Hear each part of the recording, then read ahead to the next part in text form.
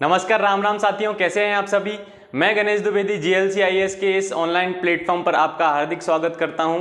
आज का हमारा टॉपिक है पंचायती राज व्यवस्था। आज हम शुरू करने वाले हैं पंचायती राज व्यवस्था, जो पटवारी एमपीएसआई के लिए बहुत ज़्यादा महत्वपूर्ण है, अन्य एग्जामों के लिए व्यापम की बहुत ज़्यादा महत्वपूर्ण है। आज हमारे एक सीरीज शुरू करने वाले हैं पंचायती राज व्यवस्था, आज से शुरू की जाएगी और ये पंचायती राज व्यवस्था जब तक ख़त्म नहीं हो जाती तब तक हम आपको कंटिन्यू वीडियो प्रोवाइड कराते रहेंगे, वो भी फ्री ऑफ कॉस्ट में। बिल्कुल जी हाँ दोस्तों, फ्री ऑफ कॉस्ट में। फ्री में आजकल कुछ भी नहीं आता है, ठीक है। तो क्या पंचायती राज व्यवस्था के बारे में हम पढ़ने वाले हैं। पंचायती राज व्यवस्था जो है वो अगर हम देखी जाए तो संविधान के भाग 4 में, कहाँ पे, भाग 4 में दिया गया है। और डीपीएसपी जो है, डीपीएसपी के आर्टिकल 40 में क्या है, ग्राम पंचायत के बारे में कुछ बताया गया है। केंद्र सरकार को ये बोला गया था कि इसके बारे में आपको निर्णय देना चाहिए, ठीक है। अब भारत में पंचायती राज ग्रामीण स्वशासन या स्थानीय स्वशासन का स्वरूप है। क्या लिखा हुआ है,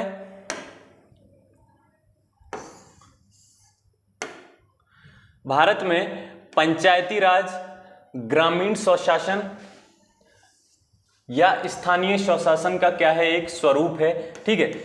इसको क्या बोला गया है, ग्रामीण स्वशासन या स्थानीय स्वशासन को बोलते हैं दोस्तों लोकल गवर्नेंस बोलते हैं इसको। ग्रामीण स्वशासन या फिर ग्रामीण स्वशासन या स्थानीय स्वशासन को अंग्रेजी में जो बोला जाता है वो बोला जाता है क्या, लोकल गवर्नेंस बोला जाता है, ठीक है। स्थानीय स्वशासन सत्ता के विकेंद्रीकरण के सिद्धांत पर लागू होता है। सत्ता का विकेंद्रीकरण क्या है दोस्त, सत्ता का विकेंद्रीकरण, सत्ता को बांटना, एक सत्ता को क्या हो गया, छोटे छोटे अंगों में बांटना। जैसे कि मैं आपको अगर बताऊं, देखो मैं आपको समझाऊं,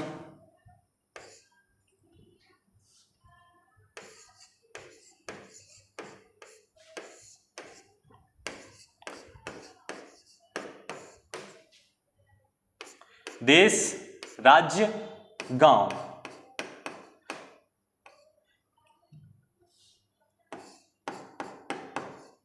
अब ये सत्ता का विकेंद्रीकरण, देश में अगर देश का जो मुखिया है तो वो कौन है, अगर अभी अपन वर्तमान में बात करें तो प्रधानमंत्री। राष्ट्रपति तो सिर्फ नाम मात्र का वो है, किताबों में ही दिया हुआ है, लेकिन जो फैसले लेता है दोस्त, बड़े बड़े फैसले जो साइन होते हैं वो कौन मुख्य तरह से कार्य कौन करता है, तो वो प्रधानमंत्री करता है। कौन, प्रधानमंत्री ही करता है, ठीक है। राज्य का कौन है, तो राज्य का मुख्यमंत्री। और गांव का कौन है, तो गांव का है दोस्त सरपंच। कौन है गांव का, तो गांव का है दोस्त अपना सरपंच है, ठीक है। अब मैंने आपको बताया है कि ये सत्ता का विकेंद्रीकरण कैसे, अगर कोई देश में समस्या आई, ठीक है, अगर सत्ता का विकेंद्रीकरण नहीं होता तो देश में कोई समस्या आई है आपके ऊपर, तो पूरी समस्या, जैसे गांव में कोई समस्या है तो हम कहां जाएंगे, फिर तो प्रधानमंत्री के पास अर्जी लेके जाएंगे, साहब ऐसी ऐसी समस्या है हमें। तो क्या ये सारी समस्याओं को सॉल्व कर पाते, नहीं कर पाते, सिंपल सी बात है। इसलिए सत्ता का विकेंद्रीकरण किया गया है कि छोटे स्तर से लेके बड़े स्तर तक सारी समस्याओं का समाधान किया जा सके, सभी लोगों की बातें सुनी जा सके, ठीक है। अब हमें कोई समस्या आती है, हम गांव में रहते हैं साहब, अब प्रधानमंत्री तक तो हमारी पहुंच नहीं है कि हम जाके मिल लें उनसे, कि हम अपनी बता सके कि भाई पानी की समस्या है, इसकी समस्या है, उसकी समस्या, नहीं बता सकते। तो सत्ता का विकेंद्रीकरण, अब देश में कोई समस्या है तो उसे सॉल्व कौन करेगा, उसे सॉल्व करेंगे प्रधानमंत्री।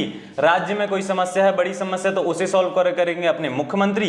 गांव की जो समस्या है तो उसे सॉल्व करेंगे कौन, अपने सरपंच। कौन करेंगे, सरपंच। तो ये सत्ता का विकेंद्रीकरण कैसे बांटा गया है, इस तरीके से बांटा गया है, ठीक है। भारत में स्थानीय स्वशासन सत्ता के विकेंद्रीकरण के सिद्धांत को फॉलो करता है, ठीक है। क्या करता है, फॉलो करता है सत्ता के विकेंद्रीकरण के सिद्धांत को। क्या बताया है, फिर से रिपीट करते हैं कि भारत में पंचायती राज ग्रामीण स्वशासन या स्थानीय स्वशासन का स्वरूप है, जिसको बोला गया है लोकल गवर्नेंस दोस्त। क्या बोला गया है, लोकल गवर्नेंस। एक बार और मेरे साथ फिर से आप रिपीट करोगे कि भारत में पंचायती राज व्यवस्था ग्रामीण स्वशासन स्थानीय स्वशासन का क्या है दोस्त, स्वरूप है, जिसको बोला गया है लोकल गवर्नेंस, ठीक है दोस्त। याद हो गया होगा आपको। स्थानीय स्वशासन सत्ता के विकेंद्रीकरण के सिद्धांत पर लागू होता है। जी हां बिल्कुल, सत्ता के विकेंद्रीकरण के सिद्धांत पर लागू होता है। वो कैसे लागू होता है, मैंने आपको अभी बताया कि पीएम के बारे में, सीएम के बारे में और सरपंच के बारे में, ठीक है। तो तो ये कैसे बांटे गए हैं सत्ता के विकेंद्रीकरण को, ये मैंने आपको अभी जस्ट बताया है दोस्तों, आपको बिल्कुल समझ में आ गया होगा। बहुत लो लेवल से समझाया है मैंने आपको। सत्ता के विकेंद्रीकरण पर लागू होता है। भारत में स्थानीय स्वशासन सत्ता के विकेंद्रीकरण के सिद्धांत को फॉलो करता है। तो बिल्कुल सत्ता के विकेंद्रीकरण के सिद्धांत को फॉलो करता है, ठीक है। अब दोस्त अपन आगे बढ़ते हैं, ठीक है। तो अब ये बताओ कि सत्ता के विकेंद्रीकरण की शुरुआत हमें कब देखने को मिलती है, बताओ कब देखने को मिलती है हमें सत्ता के विकेंद्रीकरण की शुरुआत। तो सत्ता के विकेंद्रीकरण की जो शुरुआत है, जो अपन को पंचायती राज व्यवस्था है, ठीक है, वो हमें सबसे पहले कब 1919 में देखने को मिलती है साहब। कब देखने को मिलती है? 1919 में देखने को मिलती है हमें अगर जो मिलेगी सत्ता के विकेंद्रीकरण की शुरुआत, तो हमें वो देखने को मिलती है साहब 1919 में। कब मिलेगी हमें? 1919 में हमें क्या देखने को मिलती है? जी हाँ, हमें 1919 में देखने को मिलती है। क्या? अब ये बताओ किसके द्वारा देखने को मिलती है? माउंटेन्ग्यू चेम्सफोर्ड सुधार आया था 1919 में, लेकिन इसीलिए ये क्या हो जाता है, 1919 बहुत ज्यादा महत्वपूर्ण हो जाता है पंचायती राज व्यवस्था के लिए, ठीक है। ब्रिटिश संसद ने 1919 में भारत के औपनिवेशिक प्रशासन के लिए नया विधान बनाया, जिसे भारत सरकार अधिनियम 1919 के नाम से लागू किया गया।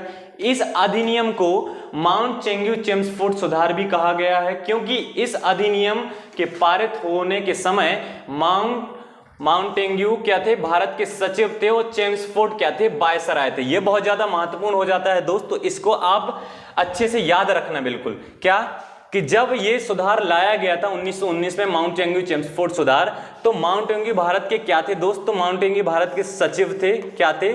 सचिव थे, ठीक है। और चेम्सफोर्ड क्या थे? चेम्सफोर्ड थे अपने वायसराय थे। क्या थे?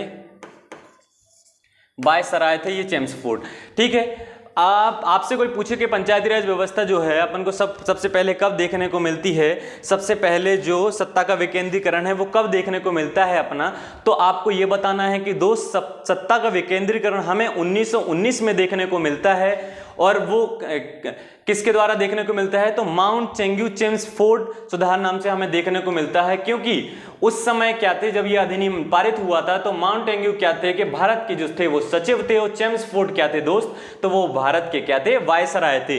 एक बार और फिर से मेरे साथ रिपीट करना है कि सबसे पहले सत्ता का विकेंद्रीकरण कब देखने को मिलता है, तो हमें बताना है आपको कि सबसे पहले 1919 में हमें यह देखने को मिलता है। किसके द्वारा? माउंटेन्ग्यू चेम्सफोर्ड सुधार के द्वारा, क्योंकि माउंटेन्ग्यू क्या थे? अपने यहाँ के सचिव थे, और चेम्सफोर्ड क्या थे? वायसराय थे। जी हाँ दोस्त, क्या थे? सचिव थे, और ये क्या थे? वायसराय थे, ठीक है। बिल्कुल आपको याद हो गया होगा। सामान्य तौर पर स्थानीय स्वशासन दो भागों से मिलकर बनता है। कैसे मिलकर बनता है दोस्तों? दो भागों से मिलकर बनता है। कैसे? दो भागों से मिलकर बनता है, ठीक है। कैसे दो भागों से मिलकर बनता है, तो मैं आपको बताता हूं, आपको भी पता ही होगा बिल्कुल कहीं ना कहीं, फिर भी मैं आपको बता देता हूं। मुझे पता है आप बहुत ज्यादा होशियार हैं, सब पता है आप लोगों को। स्थानीय स्वशासन, ठीक है, दो भागों से मिलकर बनता है, तो मैं आपको बताता हूं कैसे। देखो,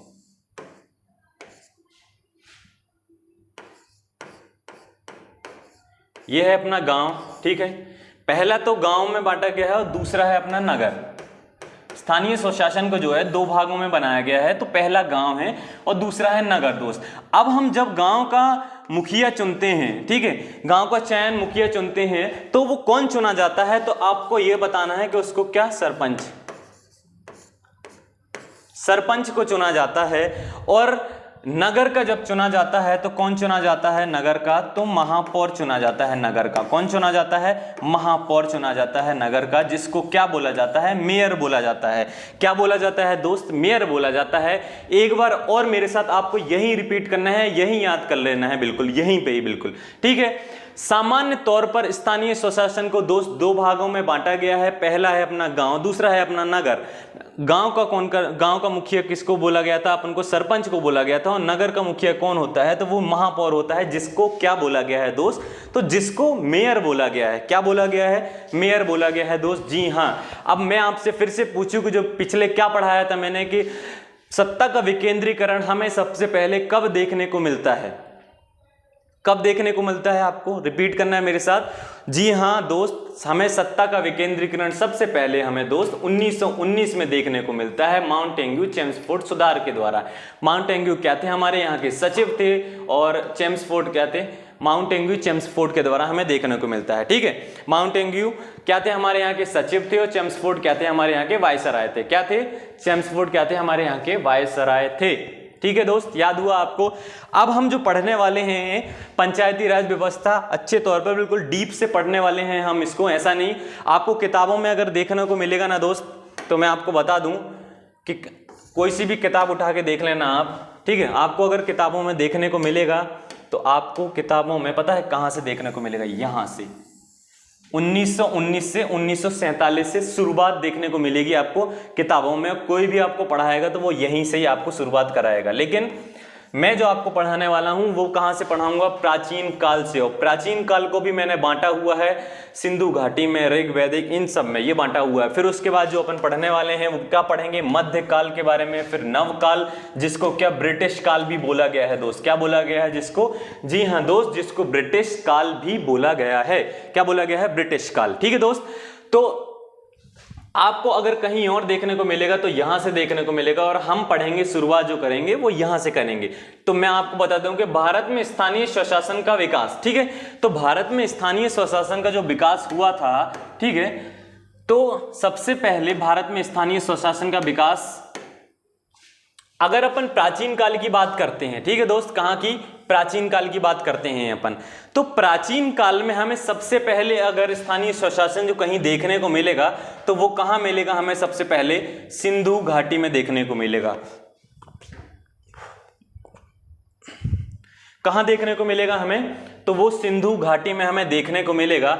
उसके बाद अगर हमें कहीं देखने को मिलेगा तो वो कहां मिलेगा, ऋग वैदिक में देखने को मिलेगा दोस्त। उसके बाद अगर अपन पढ़ेंगे, जो जानकारी लेंगे अच्छे से, तो वो उत्तर वैदिक में देखने को मिलता है। उत्तर वैदिक में क्या क्या साक्ष्य पाए गए थे, क्या क्या चीजें हैं जो क्या स्थानीय स्वशासन को, उसके विकास को बढ़ाती हैं। ठीक है, फिर उसके बाद अगर जो पढ़ने वाले हैं वो किसके बारे में पढ़ने वाले हैं दोस्तों, महाकाव्य काल के बारे में पढ़ने वाले हैं। उसके बाद अपन पढ़ेंगे किसके बारे में, तो बौद्ध काल के बारे में अपन पढ़ेंगे। जी हाँ दोस्त, उसके बाद अगर शुरुआत करेंगे अपन तो मौर्य काल के बारे में। उसके बाद अगर अपन पढ़ाएंगे तो वो गुप्त काल के बारे में। ठीक है, और ये लिखा हुआ है दोस्त, अगर आपको दिखाई दे रहा हो तो यहाँ लिखा हुआ है चोल काल। ठीक है, क्या लिखा है इधर नीचे, चोल काल लिखा हुआ है दोस्त। ठीक है, ये ऊपर लिख दिया है मैंने, अगर आपको दिखाई ना दे रहा हो तो ये अपन फिर क्या पढ़ेंगे, चोल काल। तो इस प्राचीन काल को मैंने क्या 8 भागों में दोस्त विभाजित किया हुआ है। इस प्राचीन काल को 1 2 3 4 5 6 7 8 भागों में मैंने विभाजित किया गया है। मतलब अब हम पढ़ेंगे तो प्राचीन काल से शुरुआत करेंगे, पहले इसको डीप में पढ़ेंगे, उसके बाद इसके ऊपर आएंगे, फिर उत्तर, फिर महाकाव्य, फिर बौद्ध, फिर मौर्य, फिर गुप्त, फिर चोल। फिर उसके बाद अगर अपन शुरुआत करेंगे दोस्त तो वो किसकी शुरुआत करेंगे, मध्यकाल के बारे में शुरुआत करेंगे। किसकी, मध्यकाल के बारे में दोस्त। तो मध्यकाल में अपन पढ़ेंगे वो दोस्त तो राजपूत प्रशासन के बारे में पढ़ेंगे, मध्यकाल के बारे में दिल्ली सल्तनत के बारे में पढ़ेंगे, मुगल काल के बारे में पढ़ेंगे दोस्त। ठीक है, उसके बाद अगर अपन शुरुआत करने जा रहे हैं तो फिर वो शुरुआत करेंगे अपन नवकाल के बारे में। दोस्तों आपको इतना तो पता चल ही गया होगा कि अपन पंचायती राज व्यवस्था को कितने डीप में पढ़ने वाले हैं, बहुत डीप में पढ़ने वाले हैं। पेपर कहीं जाने नहीं वाला है, इस बार फोड़ देंगे पेपर को अपन। ठीक है, तो फिर उसके बारे में जो अपन पढ़नेंगे तो वो क्या, फिर नवकाल के बारे में पढ़ेंगे। कहां पढ़ेंगे, नवकाल के बारे में। तो नवकाल जो शुरू होगा अपना, जिसको अपन क्या ब्रिटिश काल भी बोला जाता है। क्या बोला जाता है, जिसको ब्रिटिश काल भी बोला जाता है, ब्रिटिश काल भी बोला जाता है दोस्त। ठीक है दोस्त, तो ये 1600 से 1857 के बीच में है पहला, जो दूसरा है 1857 से 1919, 1919 से 1947। अब दोस्त ये 1919 से 1947 इतना ज़्यादा महत्वपूर्ण क्यों हो जाता है, तो इतना ज़्यादा महत्वपूर्ण ये 1919 इसलिए हो जाता है क्योंकि माउंटेन्यू चेम्सफोर्ड सुधार आया था 1919 में। ठीक है दोस्त, मैंने अभी कुछ समय पहले ही आपको बताया था, भूल मत जाना आप बिल्कुल भी, कि ऐसा ना हो कि मैं स्लाइडें आगे बढ़ाता रहूं आप पीछे का बोलते रहें, ऐसा कुछ मत करना। ठीक है, तो ये 1919 क्या महत्वपूर्ण जो हो जाता है दोस्त, वो इसलिए महत्वपूर्ण हो जाता है क्योंकि इसमें माउंट इंग्लिश चेम्सफोर्ड सुधार आया था दोस्त। ठीक है, अब आपको जो दोस्त हेडिंग डालनी है वो हेडिंग डालनी है अपना सिंधु घाटी सभ्यता की। तो चलो अपन सिंधु घाटी सभ्यता के बारे में सबसे पहले पढ़ते हैं। प्राचीन काल में पढ़ेंगे अपन क्या, सिंधु घाटी सभ्यता के बारे में। तो आप दोस्त हेडिंग डालो सबसे पहले क्या, सिंधु घाटी सभ्यता के बारे में। डाल ली हेडिंग दोस्तों, ठीक है।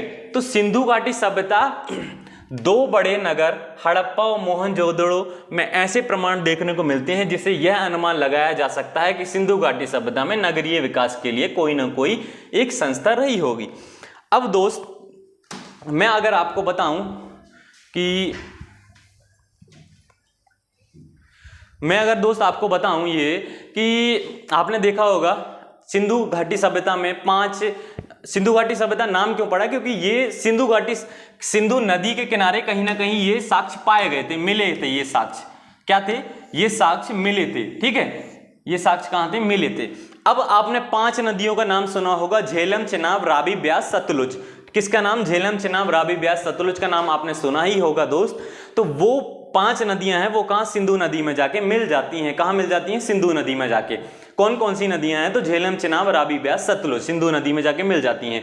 अब मैं आपको बताऊं कि वहां पे क्या था कि एक पानी निकासी की व्यवस्था थी। किसकी थी, पानी निकासी की। मतलब ऐसी निकासी की व्यवस्था की गई थी वहां पे कि क्या है कि पानी इकट्ठा ना हो पाए दोस्त, पानी इकट्ठा ना हो पाए अपने गली में। उसकी क्या व्यवस्था की गई थी, बाहर निकलने के लिए व्यवस्था। तो दोस्त कहीं ना कहीं ऐसी कोई एक संस्था रही होगी या फिर ऐसा कोई एक अलग से समाज रहा होगा दोस्त जो इसका कार्य देखती होगी, कारभार देखती होगी। सिंपल सी बात है, और इसका कारोबार देखती होगी। ठीक है, और कुछ नगर ऐसे पाए गए थे मोहनजोदड़ो में जो क्या थे कि कुछ भवन ऐसे थे दोस्त जो क्या थे कि 2 मंजिला थे। कैसे थे, कुछ भवन ऐसे थे दोस्त जो क्या थे, 2 मंजिला मकान बने हुए थे। और कुछ भवन ऐसे थे जो निचले स्तर पर उनका सिंगल बने थे, और कुछ ऐसे एरिया में थे जो डबल मंजिला। मतलब ये था कि यहाँ क्या रहते थे, उच्च वर्ग के, यहाँ रहते थे निम्न वर्ग के। मतलब ये गरीब लोग रहते थे, अमीर लोग। तो कुछ ना कुछ ऐसी भी संस्था रही होगी, ऐसा अपन अनुमान मान रहे हैं। वो इसलिए मान रहे हैं क्योंकि मोहन, हड़प्पा और सिंधु घाटी सभ्यता में जो साक्ष्य मिले हैं हमें। अब मैं आपको कोई एक भाषा दे दूं, फ्रेंच दे दूं आपको, कुछ लोगों को हो नॉलेज, कुछ लोगों को ना हो। जिनको मैं दे दूं, जिनको नॉलेज ना हो उनको दे दूं कि भाई साहब ये पढ़ो तुम, तो पढ़ लोगे क्या? सिंपल सी बात है, नहीं पढ़ पाओगे क्योंकि आपको उस चीज के बारे में जानकारी ही नहीं है। हमें जो हड़प्पा सभ्यता से जो लिपि मिली हुई है दोस्त, तो हम उतने सक्षम ही नहीं हुए हैं अभी कि उसको हम पढ़ सकें। ठीक है, तो हम ये जो लगा रहे हैं वो अनुमान बेस पे लगा रहे हैं कि ऐसी चीजें हो सकती हैं, क्योंकि जब वहां पे सड़कों का विकास था, सड़कें क्या थी, बिल्कुल ऐसी बनी हुई थी 90 डिग्री में, बिल्कुल समकोणीय बनी हुई थी पूरी की पूरी सड़कें वहां पे। तो सड़कों के विकास के लिए भी कोई ना कोई रहा होगा दोस्त, उसको संभालने के लिए उसके लिए संस्था रही होगी। सिंपल सी बात है। ठीक है, तो इस बेस पे हम क्या इसको पढ़ने वाले हैं। सिंधु घाटी सभ्यता के 2 बड़े शहर हैं। क्या हैं सिंधु घाटी सभ्यता के दोस्त, क्या हैं सिंधु घाटी सभ्यता के 2 बड़े शहर हैं, हड़प्पा है और मोहनजोदड़ो है। ऐसे प्रमाण देखने को मिलते हैं जिससे अनुमान लगाया जा सकता है कि सिंधु घाटी सभ्यता में नगरीय विकास के लिए कोई ना कोई संस्था रही होगी दोस्त। क्या संस्था रही होगी, मैंने आपको बताया कि कोई ना कोई संस्था तो दोस्त रही ही होगी। तो क्या दोस्त मैंने आपको बताया कि संस्था रही होगी, कोई ना कोई तो संस्था रही होगी। अभी जस्ट समझाया मैंने आपको कि किस बेस पे अपन ये बातें कर रहे हैं, क्योंकि अपन को ऐसे साक्ष्य देखने को मिले हैं दोस्त कि एक कोई ना कोई संस्था तो रही होगी। यह अनुमान जो लगाया गया है ना मेरे भाई, तो यह अनुमान मुख्यतः किसने लगाया है, तो पीमट एवं व्हीलर द्वारा लगाया गया है। किसके द्वारा लगाया गया है, पीमट और व्हीलर क्या थे, व्हीलर 2 वैज्ञानिक थे दोस्त, तो उनके द्वारा यह अनुमान लगाया गया है। पहले थे जो अपना पीमट, दूसरे जो थे अपना व्हीलर। ठीक है, अब आप ये सोच रहे हैं कि इतने डीप में क्यों पढ़ा रहे हैं, पेपर तो ऐसे ही आ जाते हैं। भाई साहब पिछली बार का पटवारी का पेपर उठा के देखना, हवा निकल जाएगी बिल्कुल। इतना डीप से पूछा हुआ है पिछली बार के पेपर में। ठीक है, इसलिए इतना डीप से बताया जा रहा है आपको। पढ़ो आप तो ध्यान से, बिल्कुल ईयरफोन लगाओ, 2 बार वीडियो देखो, तुरंत याद हो जाएगा। मैं बातों को ही इतने बार रिपीट कर रहा हूं ताकि आपको याद हो जाए जल्दी से जल्दी, ठीक है। यह अनुमान मुख्यतः किसके द्वारा लगाया गया था? पीमट के द्वारा और व्हीलर के द्वारा लगाया गया था। एक बार और फिर से आपको मेरे साथ बोलना है, किसके द्वारा लगाया गया था? पीमट के द्वारा लगाया गया था और व्हीलर के द्वारा लगाया गया था। दोस्त लगाया गया था कि नहीं लगाया गया था? पीमट के द्वारा और व्हीलर के द्वारा लगाया गया था, ठीक है। सिंधु घाटी सभ्यता में स्थानीय स्वशासन का अनुमान इसलिए लगाया गया क्योंकि आज तक सिंधु घाटी की लिपि को पढ़ा नहीं गया। कुछ समय पहले हमने इसको अभी चर्चा में अपन लेके आए थे कि ये हमने जो अनुमान लगाया है तो किस बेस पे हमने अनुमान लगाया है। तो हमने दोस्त जो अनुमान लगाया है ना, तो वो क्या लगाया है? क्योंकि हमने वो लिपि को हम पढ़ ही नहीं सकते हैं। मैं आपको दे दूं कुछ भी पढ़ने के लिए और जिसके बारे में आपको नॉलेज ना हो, तो दोस्त सिंपल सी बात है, आप उसको नहीं पढ़ पाएंगे। या फिर आप मुझे दे दें कुछ पढ़ने के लिए, जैसे आप दे दें मुझे फ्रेंच पढ़ने के लिए, कुछ भी दे दें, मैं नहीं पढ़ पाऊंगा। तो सिंधु घाटी सभ्यता में स्थानीय स्वशासन का अनुमान इसलिए लगाया गया क्योंकि आज तक इसकी लिपि को नहीं पढ़ा गया है, ठीक है दोस्त। अपन आगे बढ़ते हैं हम। लेकिन सिंधु घाटी में ऐसे कई प्रमाण देखने को मिलते हैं जो स्थानीय स्वशासन के बिना असंभव हैं, ठीक है।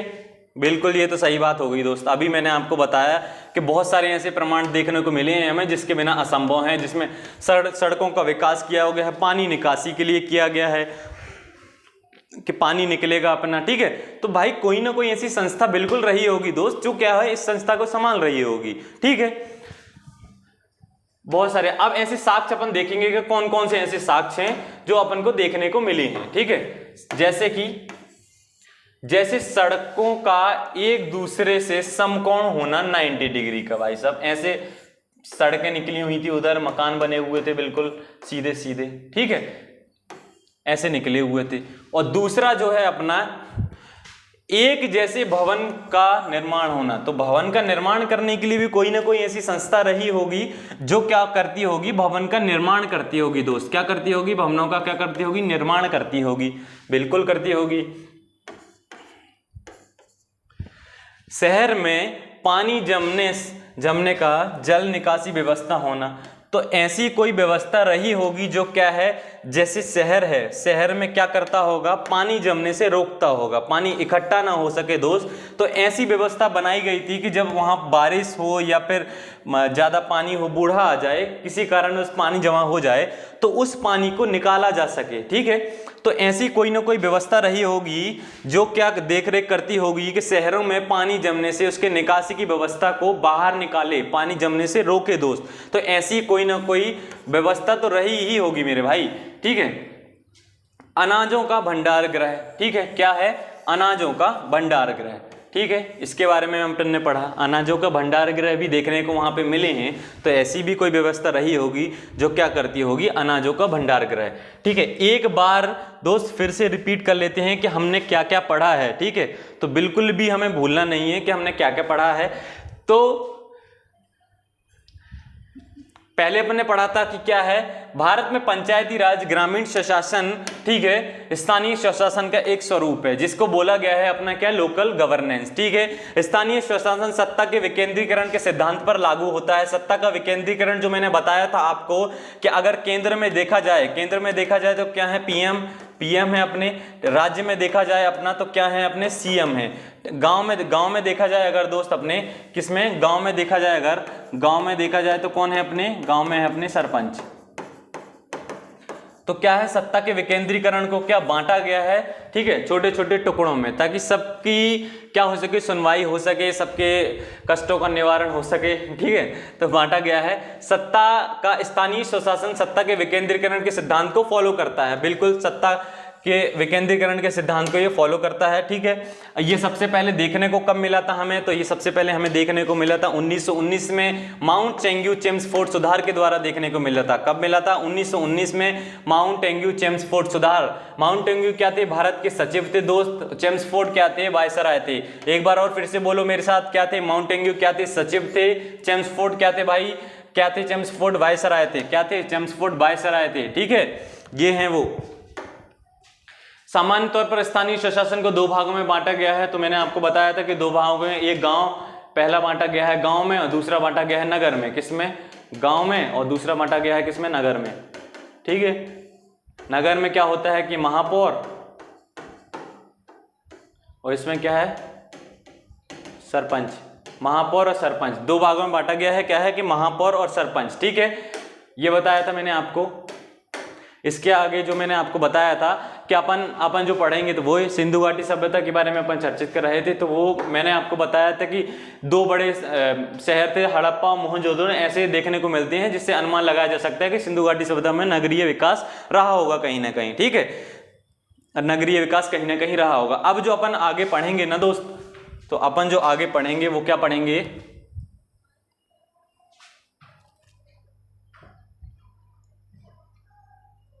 अपन जो पढ़ेंगे, अब जो पढ़ेंगे तो वो पढ़ेंगे अपन ऋग्वेद के काल में। नेक्स्ट वीडियो में अपन जो पढ़ने वाले हैं वो ऋग्वेद के काल में, ऋग्वेद के काल में, जिसमें वेदों के बारे में अपन पढ़ने वाले हैं कि वेदों में क्या दिया हुआ था। ठीक है, क्या क्या चीजें दी हुई थी, जिसमें क्या है, नगरीय स्वशासन को बढ़ाया गया था, विकेंद्रीकरण की गई थी, सत्ता की विकेंद्रीकरण की गई थी। तो वो जो अपन आगे पढ़ेंगे वो क्या पढ़ेंगे, ऋग्वैदिक में पढ़ेंगे अपन। ऋग्वैदिक के बाद अपन और भी चीज़ों के बारे में पढ़ने वाले हैं प्राचीन काल में। उसके बाद पढ़ेंगे मध्यकाल के बारे में पढ़ेंगे नवकाल में को बोला गया है ब्रिटिश काल। ठीक है दोस्तों, तो आप ये बताना कि अभी आपको ये वीडियो कैसी लगी है। ठीक है, लाइक करना, शेयर करना, कमेंट करना और दोस्तों को शेयर करना बिल्कुल। तब तक के लिए अपना ध्यान रखें। ठीक है, जय हिंद दोस्तों।